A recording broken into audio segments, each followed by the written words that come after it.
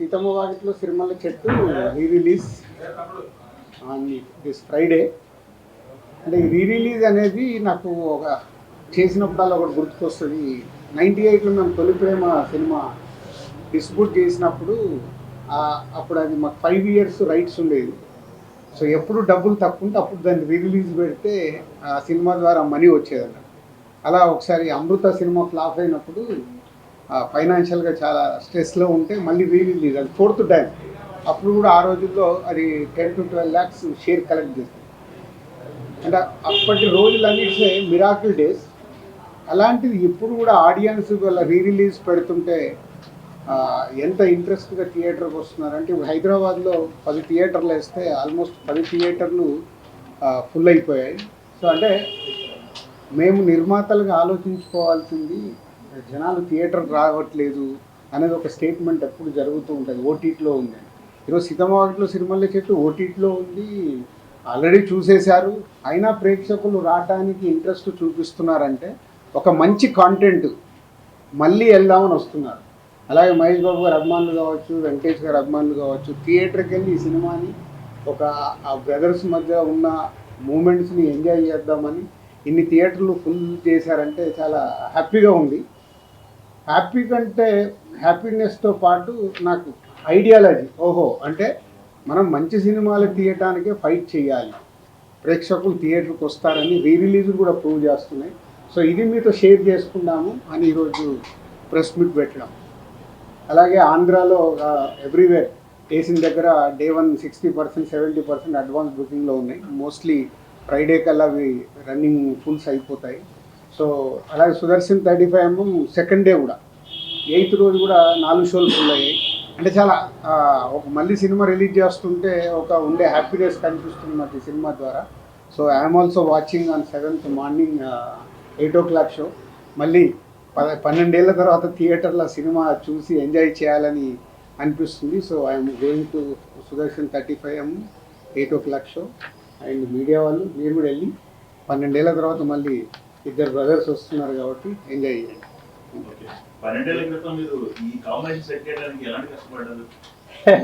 So అప్పుడే చాలా press మీట్లో చెప్పాము, అంటే మల్టీ స్టార్ చేయడం అనేది ఎప్పుడో మన తెలుగు సినిమా ఇండస్ట్రీలో అందరు స్టార్ హీరోస్, రామారావు గారి దగ్గర నుంచి చిరంజీవి గారి వరకు అందరూ హీరోలు మల్టీ స్టార్ సినిమాలు చేశారు. తర్వాత మారుతూ వచ్చింది. సడన్గా ఎందుకో శ్రీకాంత్ ఐడియా చెప్పినప్పుడు సో ఎలా చేద్దాం ఏంటి అని ఫస్ట్ వెంకటేష్ గారిని తర్వాత మహేష్ గారిని అప్రోచ్ అవుతే ఇద్దరు ఈజీగానే ఓకే అన్నారు, పెద్ద కష్టపడలేదు. వాళ్ళు కథ వినేసి ఓకే అన్నారు. సో దాన్ని ప్రాపర్గా స్క్రీన్ మీదకి తీసుకురావడానికి కొంచెం మాకు టైం పట్టింది. అంటే అవుట్పుట్ ఇవ్వడానికి ఆల్మోస్ట్ అప్పుడు 1 year షూట్ చేశాం. జనవరి 2012 జనవరిలో మొదలు పెడితే 2013 సంక్రాంతికి రిలీజ్ చేసాం. అంటే ఆల్మోస్ట్ 1 year జర్నీ అది షూటింగ్ ప్రాసెస్. ఇద్దరు కాబట్టి అన్ని బ్యాలెన్స్ చేయాలి, అన్నీ చూడాలి, ఆ బ్యూటిఫుల్ మూమెంట్స్ వర్క్ అవ్వాలి. కాబట్టి ఈరోజు ఇవాళ రీ-రిలీజ్ కూడా అంతే వాల్యూ.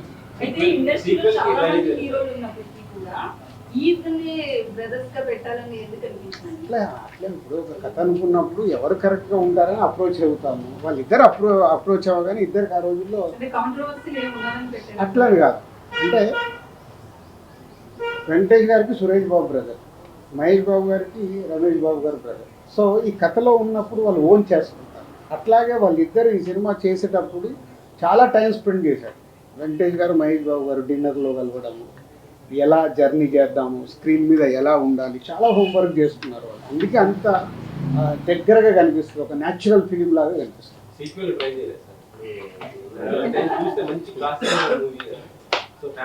ఇప్పుడు నువ్వు సినిమా చూసావు, మళ్ళీ 7th రోజు చూడు, దాంట్లోకి ఏదైనా ఐడియా దొరికితే వచ్చి చెప్పు. ఊరికే కథ చెప్తా అంటావు కదా, ఆపరిస్తున్నా. సీతమ్మ వాకిట్లో సిరిమల్ల చెట్టు ఎలా చెయ్యొచ్చు సీక్వెల్ తీసుకుంటా, నేను రెడీ.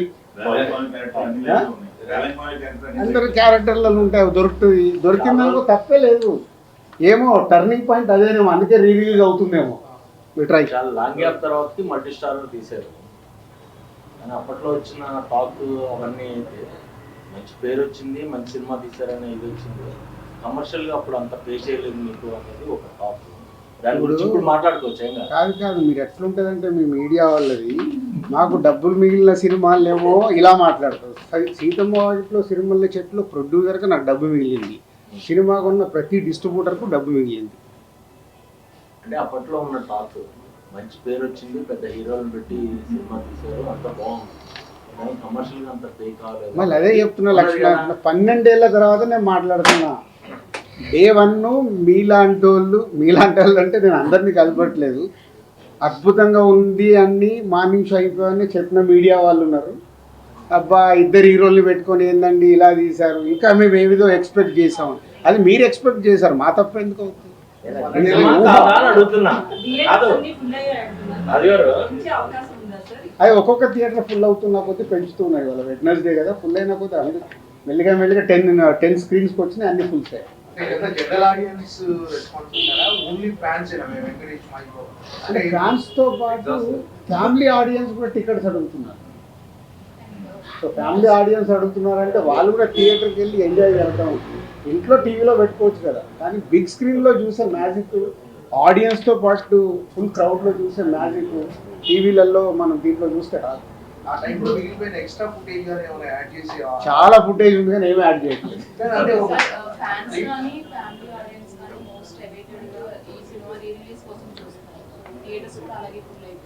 ఫ్యాన్స్ నుంచి ఒక డిమాండ్ ఏంటంటే టైటిల్ కార్డ్స్ విషయంలో సెపరేట్ టైటిల్ కార్డ్స్ వేస్తే ఇంకా బాగుంటుంది అంటున్నారు. 12 ఏళ్ల తర్వాత మళ్ళీ కొత్త కాంట్రవర్షియల్ మనకు అక్కర్లేదు, అప్పుడు ఏది ఉంది అదే రిలీజ్ అవుతుంది. ఇప్పుడున్న సిచ్యువేషన్ లో ఎలాంటి సినిమా చేయాలంటే మీ బ్యానర్ లో అలాంటి ప్రయత్నం చేయమని చేస్తారు? 100% చేస్తాను. నాకు ఛాలెంజ్ ఉంటేనే కిక్, ఛాలెంజ్ లేకుండా లైఫ్లో కిక్ ఏముంటుంది. సార్ అయితే ఇలా మాట్లాడుతూ తొలి ప్రేమ సినిమా గురించి డబ్బులు అవసరమైనప్పుడల్లా రిలీజ్ అన్నారు. సార్ ఇప్పుడు ఈ సినిమా విషయంలో ఎందుకు రిలీజ్ చేస్తున్నారు సార్? Just for enjoyment.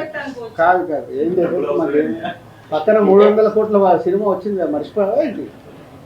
అప్పుడే సంక్రాంతి ఎంజాయ్మెంట్ ఏంటంటే ఒక హ్యాపీనెస్. దీని ద్వారా ఎంత డబ్బు వస్తుంది ఏంటంటే మనీ కాదు, ఆ రోజుల్లో మనీ. ఎందుకంటే అప్పుడు ఆడియన్స్కి చూడటానికి కూడా సినిమా లేదు, ఎప్పుడైనా టీవీలో వస్తే చూడాలి. అప్పుడు ఇంత పైరసీ లేదు, ఇప్పుడు పైరసీ ఉంది, ఓటీటీలో ఉంది, టీవీలో ఉంది. ఇవన్నీ దాటి కూడా థియేటర్కి వస్తున్నారంటే ఫర్ ఓన్లీ ఎంజాయ్మెంట్. మన బొమ్మరిల్ రిలీజ్ అయ్యేప్పుడు నేను వెళ్ళా థియేటర్కి, ఫస్ట్ టైం చూసానండి రీ రిలీజ్. అంటే విజిల్స్ కొడుతున్నారు, పాట వస్తే లేచి డ్యాన్స్ చేస్తున్నారు, అంటే అలా 3 గంటలు ఎంజాయ్ చేద్దామని ఫిక్స్ అయిపోయి థియేటర్కి వస్తున్నారు రీ రిలీజ్ అంటే. మొన్న బాంబే వెళ్తే కూడా హిందీ సినిమా ఒకటి 45 crores గ్రాస్ కలెక్ట్ చేసింది మన రీ రిలీజ్లో. అంటే ఇదొక ట్రెండ్ స్టార్ట్ అయింది. రిలీజ్ ట్రెండ్ వల్ల ఆ వారం రిలీజ్ అయ్యే కొత్త సినిమాలకు ఇబ్బందికరంగా అనిపించింది. ఆ వారం కొన్ని చిన్న సినిమాలు రావచ్చు, వాళ్ళకి ఇలాంటి సినిమాలు రిలీజ్ చేయడం వల్ల కొంచెం అట్లా కాదు.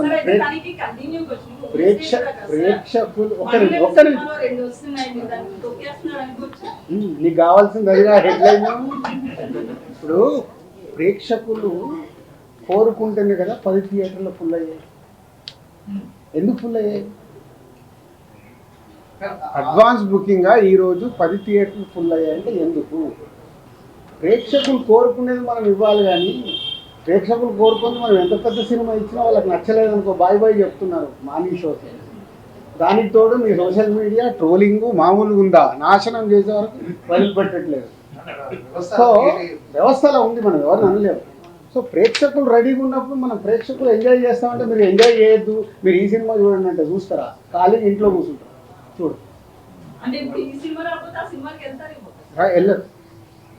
వెళ్ళరు, వాళ్ళంతా క్లారిటీగా ఉన్నారు ఆడియన్స్. ఇవాళ స్టార్ సినిమాకి అనుకున్న రేంజ్లో ఓపెనింగ్ రావట్లేదు అంటే ఎందుకు రావట్లేదు?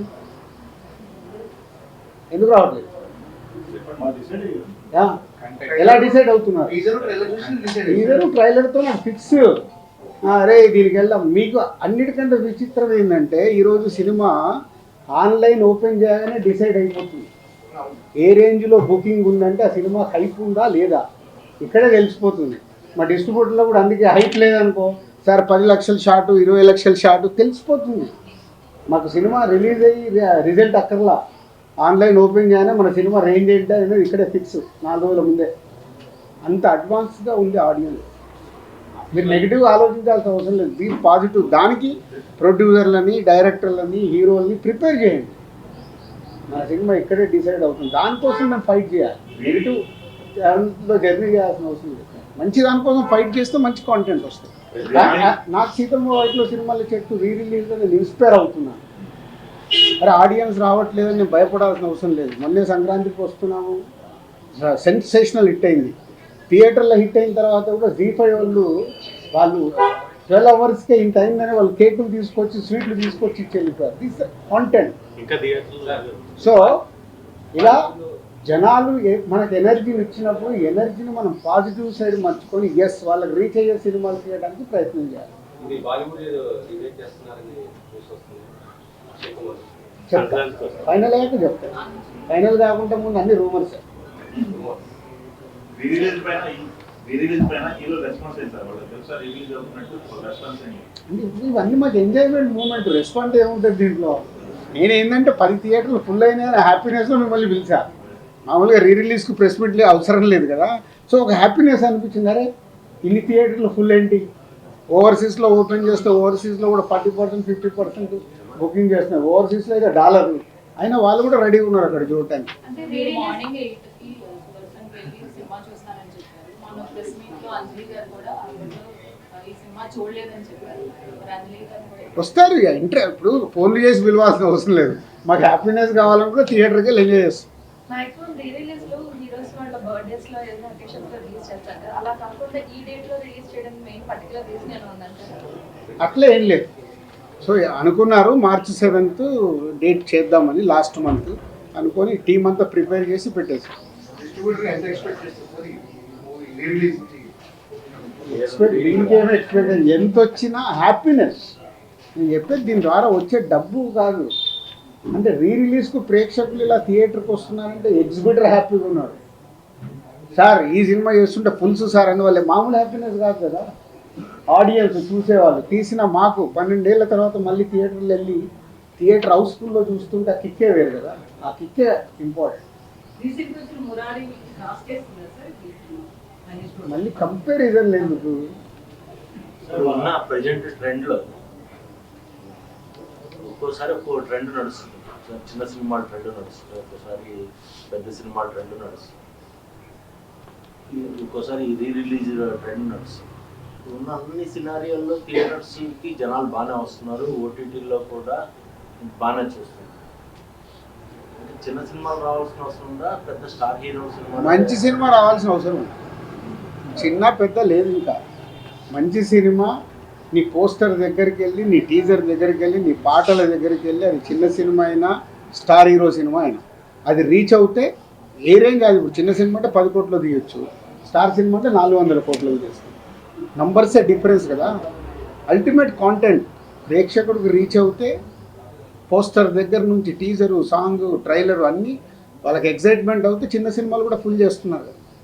పెద్ద సినిమాలు అంటే మన సంక్రాంతికి వస్తున్నాం, మన తండ్రిలు బాగుంది. తర్వాత ఈ డబ్బింగ్ సినిమాలు, ఒకప్పుడు డబ్బింగ్ సినిమాల మీద మొన్న ఆడింది కదా డబ్బింగ్ సినిమా కూడా ఆడుతుంది కదా. డబ్బింగ్ సినిమాలు కూడా డబ్బింగ్ సినిమాలు కూడా బాగా వస్తున్నాయి. డబ్బింగ్ కాదు, డబ్బింగ్ కాదు, డబ్బింగ్ కాదు. డ్రాగన్ సైమల్టేనియస్ కాదు ఓకే ఓకే. డబ్బింగ్ సినిమాలు వస్తుంది. డబ్బింగ్ సినిమాల వల్ల తెలుగు సినిమాల పర్సంటేజ్ ఏమన్నా తగ్గుతుంది? అది ఏముండదు. అరే అక్కడ థియేటర్లు ఖాళీగా ఉంటే మళ్ళీ పర్సంటేజ్ అంటారంటే మరి మా థియేటర్లలో సినిమాలు లేవు. మీరు ఇప్పుడు చిన్న సినిమా పెద్ద సినిమా ఉన్నది, థియేటర్లు ఖాళీగా పెట్టుకున్నారు. ఏ సినిమా వచ్చినా వేయడానికి ఎగ్జిబిటర్స్ రెడీగా ఉన్నారు. సినిమా రిలీజ్ చేయడము, థియేటర్లు ఇవ్వడం కాదు, ప్రేక్షకుల్ని థియేటర్కి తీసుకురావడం ఎలా, అది ఇంపార్టెంట్. ఇందాక నువ్వు అడిగిన క్వశ్చన్లో ఉంది. 2020 సంక్రాంతి తర్వాత మీ ఆలోచన ధోరణిలో ఏమైనా మార్పు వచ్చిందా? ఎలాంటి సినిమాలు తీయాలనుకుని మీరు ఏమైనా పొందాలని మార్చుకుంటున్నారా? నువ్వు మిస్ అయినట్టు నువ్వేను. గేమ్ చేంజర్ సంక్రాంతికి వస్తున్న ప్రెస్ మీట్ పెట్టిన రోజే చెప్పాను. 2 సినిమాలు రిలీజ్ కాకుండా ముందే నేను చెప్పాను. ముందు రోజు ఉన్నా ఉన్నావు కదా, నేను ఆ రోజే చెప్పాను కదా. నేను లాస్ట్ 4 years ఏం మిస్ అయ్యాను, నేను ఏం పట్టుకొని వెళ్ళాలనేది నాకు క్లారిటీ ఉంది. ఆ రోజు రిజల్ట్ రాలేదు కదా, రిజల్ట్స్ వచ్చిన తర్వాత రిజల్ట్స్ అయినా ఏదైనా నేను ఏం చేయాలనేది నాకు క్లారిటీ ఉంది. సో దానికి కూడా సంక్రాంతికి వస్తున్నాము సినిమా ఒక సెన్సేషన్ హిట్ అయినప్పుడు ఏం క్లారిటీ వచ్చింది? ఇంకా నేను అనుకున్న క్లారిటీ నాకు వచ్చేసింది. హౌ విల్ మేక్ ఫిలిమ్స్, ప్రేక్షకుల్ని థియేటర్కి వెళ్ళాలి. ఈ రోజు కూడా ఈ ఎనర్జీ నాకు అదే. సీతమ్మ వాకిట్లో రిలీజ్ చేస్తే ఇలా ఫుల్స్ ఉందంటే ఓకే. నిన్న అనిల్ రావిపూడి ఫోన్ చేసి చెప్పాడు మీ టైం బాగుంది అంటే దీనిలో కూడా డబ్బులు వస్తున్నాయి. డబ్బులు కాదు, అది కిక్. అంటే పని చేయడానికి మాకు కిక్ కావాలి. ఐటీ పిక్ ఎక్కడికి వెళ్ళి వస్తాయి? టైం బాగుందా సార్? ఐటీ వాళ్ళు వచ్చింది బాగుంది. మీ బ్యానర్ లో ఇంకా చాలా అంటే ఐటీ వాళ్ళు రావడం వల్ల పాత 10 సంవత్సరాలు ఉన్న క్లియరెన్స్ మొత్తం క్లియర్ అయిపోయింది కాబట్టి యాంజియోగ్రామ్ చేయించుకున్నంత హ్యాపీగా ఉన్నారండి. ఈ సమ్మర్ పెద్ద సింబల్ ఏం లేవు సార్. మొత్తం ఈ సమ్మర్ ఎందుకు లేవా? ఎవరు కూడా ఏమీ ప్రతి వారం 2 సినిమాలు ఉన్నాయి. మళ్ళీ అదే పెద్దవి ఉన్నాయా చిన్నవి ఉన్నాయి కదా, ఆడే సినిమాలు ఏమి ఉన్నాయి చూసాం. ప్రేక్షకులకు ఏం నచ్చుతుందో మనకు తెలియదు కదా. సరే గద్దర్ అవార్డ్స్ ఎప్పుడు ఇప్పిస్తున్నారు ఏంటి? అది ఎఫ్డిసి సపరేట్గా మాట్లాడు. ఎఫ్డిసి సపరేట్గా మాట్లాడు. ఇప్పుడు ఓన్లీ దిల్ రాజు ప్రొడ్యూసర్గా మాట్లాడు. సార్ అయితే పైరసీ మీద మనం ఈ గేమ్ చేంజర్ కావచ్చు, తండ్రి కావచ్చు, ఇంత ఎఫెక్ట్ అయ్యాయి. ఎవరిని అడిగినా కలుస్తాం అంటున్నారు. టాలీవుడ్ ఆల్మోస్ట్ ప్రొడ్యూసర్స్ ఎవరు ఒక మీటింగ్ కనీసం పెట్టుకోలేదండి సార్. ఇంత ఎఫెక్ట్ అవుతున్నప్పుడు అది ప్రొడ్యూసర్స్ అందరికి అడగాలి. వాళ్ళు అడిగాం సార్. నేను బలీవాస్ గారు కూడా కలుస్తాం ఏదో అంటారు అంతే. అరవింద్ గారు కూడా ఆ రోజు అదే ఇక్కడ చెప్పారు. ప్రాబ్లం అదే. ఆ వారం రిలీజ్ అయిన వాళ్ళకే నొప్పి, తర్వాత పెద్ద పట్టించుకో. మా సినిమా ఫీల్డ్లో ఉన్న మా బ్యాడ్ అదొకటే. కలిస్తే చాలా మార్చుకుంటూ రావచ్చు. కలవటం జరిగింది ఎవ్రీ ఫ్రైడే. వాళ్ళ పెయిన్ ఆ ఫ్రైడే, సాటర్డే, సండే అయిపోగానే మళ్ళీ మండే నుంచి కొత్త షూటింగ్ ఏంటి, కొత్త సినిమా ఏంటి, దాంట్లో పడిపోతారు. పక్కోడేమో ఈ సినిమా రిలీజ్ అయిందా, ఎలా ఉంది టాకు, ఇలా ఫ్రైడే, సాటర్డే, సండే అరే హెచ్డి ప్రింట్ వచ్చిందా, అయ్యో ఎట్లా మరి మన సినిమాకి ఎట్లా, ఆ రోజు పడుకొని లేస్తే వాళ్ళు మర్చిపోతారు. సరే ఇప్పుడు దానికి ఒక ఉద్యమం కావాలంటే అందరు ఆ పెయిన్ అర్థం చేసుకొని ఇప్పుడు అండర్ ప్రొడక్షన్లో ఉన్న ప్రొడ్యూసర్లు అందరూ స్పీడప్ అవ్వాలి. స్పీడప్ అయ్యి మార్చుకోవడానికి ఏం చేయాలి చేయాలి. మధ్యలో పోటీ కానీ అంటే సత్సంబంధాలు అనేవి లేకపోవడం వల్ల కూడా కాబట్టి సంబంధాలు అద్భుతంగా ఉంటాయి. సంబంధాలు అంటే బయట కనిపించే కదా సార్. పెయిన్ నేను ఒకటి చెప్తున్నాను రాజు గారి ముందు. ఇన్ని సంవత్సరాల నుంచి గత 20 ఏళ్ల నుంచి పైరసీ గురించి మాట్లాడే వాళ్ళే రాజుగారు లాగా అందరూ ఓపెన్ అయ్యి తేజ లాంటి వాళ్ళు నా సినిమా నా ఇంట్లో నా కన్సర్న్ నేను గడుపుకుంటున్నాను, మిగతా వాళ్ళ కన్సర్న్ కడగాల్సిన అవసరం లేదని చాలా నిర్దిష్టంగా చెప్పారు. దయచేసి ఈ పైరసీల గురించి మనం ప్రొడ్యూసర్ని క్వశ్చన్లు అడగడం మానేయాలని నా విజ్ఞప్తి. సో డెఫినెట్గా అంటే క్వశ్చన్ వచ్చింది కాబట్టి ఒక్క నిమిషం అంటే ఎఫ్డిసి ద్వారా హైదరాబాద్లో బేస్ కాబట్టి ఏం చేద్దాం అనేది కొంచెం నేను లీడ్ తీసుకుంటున్నాను. అంటే ఏ ప్రొడ్యూసర్ కూడా నన్ను ఇంకా ఎఫ్డిసికి వచ్చి ఈ క్వశ్చన్ సరే ఏం చేద్దాం అని అడగల. అయినా నేను ఒక నిర్మాతగా నాకు రెస్పాన్సిబిలిటీ ఉంది కాబట్టి గవర్నమెంట్కి ఆల్రెడీ ఒక లెటర్ ప్రిపేర్ చేశాను. సో డిపార్ట్మెంట్తో కూర్చొని ఏం చేయొచ్చు, ఎందుకంటే బేస్ అంతా హైదరాబాద్లో ఉంది కాబట్టి తెలుగు సినిమా చేద్దామనే ప్రయత్నం స్టార్ట్ చేశాను. అడిగారు కాబట్టి లీడ్ చేసేస్తున్నాను ఎందుకు. బట్ ప్రొడ్యూసర్ మళ్ళీ ఇది మా పెయిన్. దిల్ రాజు ఒక్కరు కాదు, సినిమాలు తీసే ప్రతి నిర్మాత కూర్చొని చేసుకోవాల్సిన బాధ్యత. ఒక సినిమాకు డ్యామేజ్ అవుతే డబ్బు పోయేది ఓన్లీ ప్రొడ్యూసర్వే. ఆ ప్రొడ్యూసర్స్ ఎందుకు చేరుకోవట్లేదు అర్థం కావట్లేదు. హీరోకి ఎఫెక్ట్ అవ్వదు, డైరెక్టర్కి ఎఫెక్ట్ అవ్వదు. సినిమా రిలీజ్ అయ్యాక వాళ్ళ రెమ్యునరేషన్లకు ఎఫెక్ట్ అవ్వదు, నెక్స్ట్ సినిమాలకు వెళ్ళిపోతారు. డ్యామేజ్ జరుగుతుంది ఓన్లీ ప్రొడ్యూసర్. కానీ ఆ ప్రొడ్యూసర్లు ఎందుకు మేలుకోరు అర్థం కాదు. వాళ్ళు కదా, వాళ్ళ డబ్బు కదా, వచ్చి కూర్చొని ఏం చేద్దాం. అండర్ ప్రొడక్షన్ ఉన్న ప్రతి ఒక్కళ్ళు రియలైజ్ అవ్వాలిగా. ఏం చేంజర్కి హెచ్డి ప్రింట్ వచ్చింది, తండేల్కి హెచ్డి ప్రింట్ వచ్చింది, రేపు మీ సినిమాలకు రాదా. కాబట్టి అండర్ ప్రొడక్షన్లో ప్రొడ్యూసర్స్, సినిమాలు మొదలు పెడదాం అనుకున్న ప్రొడ్యూసర్లు వచ్చి కూర్చొని దానికి ఒక రూట్ వేసుకోవాలి. లేకుంటే రేపు బొక్క కుండకి అలాగో చిల్లులు పడ్డాయి, ఆ చిల్లులకి వెళ్ళి రేపు వాళ్ళకు అది ఎఫెక్టే. ఎఫ్డీసీకి వెళ్ళి ఆల్రెడీ లీడ్ చేసాము. ఈ ప్రెస్ మీట్ ద్వారా ఆ నిర్మాతలకు అర్థమైతే వాళ్ళు ముందుకు వస్తే అందరం కూర్చొని వర్కౌట్ చేస్తాం. Thanks for your question. జనవరి 1 నుంచి డిసెంబర్ 31 వరకు ఆ సంవత్సరం ఎన్ని సినిమాలు చేశాము, మా బ్యాలెన్స్ షీట్ ఎలా ఉందని ఒక్కొక్క సినిమా బేరీజ్ చేస్తే నేను నెక్స్ట్ సినిమాకి పని చేయలేను. డిస్ట్రిబ్యూషన్లు అన్ని సినిమాలు కొంటాం, ఒక ఫ్లాప్ పడిపోతుంది, చాలా డబ్బు పోతే నెక్స్ట్ డే ఫ్రైడే అయిన తర్వాత సాటర్డే నాకు ఎనర్జీ కావాలంటే ఆ నెక్స్ట్ ఇయర్ ఉన్న సినిమాలు, బ్యాలెన్స్ ఉన్న సినిమాల మీద ఫోకస్ చేస్తాం. కాబట్టి దాంట్లోకి వెళ్ళి ఒక సక్సెస్ వచ్చినప్పుడు బ్యాలెన్స్ షీట్ చెక్ చేయాలి. నంబర్ ఆఫ్ మూవీస్ చేస్తున్నప్పుడు ఒకటే సినిమా చేసామనుకో మీరు అడిగినట్టు నాకు రిజల్ట్ మీద డిపెండ్ అయి ఉంటుంది. బ్యాలెన్స్ షీట్ చూసినప్పుడు ఆ ఇయర్ టోటల్ ఎన్ని సినిమాలు చేసాము, ఎంత నష్టమా లాభమా అక్కడే డిసైడ్. నో షాక్ ఉంటే నేను సాటర్డే మీ ముందుకు రాలేను కదా. రౌడీ జనార్దన ఎల్లమ్మ రెండు రెడీ అయిపోయి, రెండు ఆల్మోస్ట్ ఏప్రిల్ మేలో టేక్ ఆఫ్. ఇదే కాదు చెప్పలేదు ఇంతకుముందు. Okay, Rowdy Janardhana Vijay Deverakonda cinema title, Yellamma Nithin title. Only Hyderabad లోనేనా అండి సీతామార్కెట్ no everywhere, world wide. US లో ఆల్సో బుకింగ్. 10 థియేటర్లు అయ్యి అంటున్నారు కదా, ఇక్కడ మాత్రమే హౌస్ఫుల్ ఇక్కడ 5 రోజుల ముందు హౌస్ఫుల్ అయ్యాయి.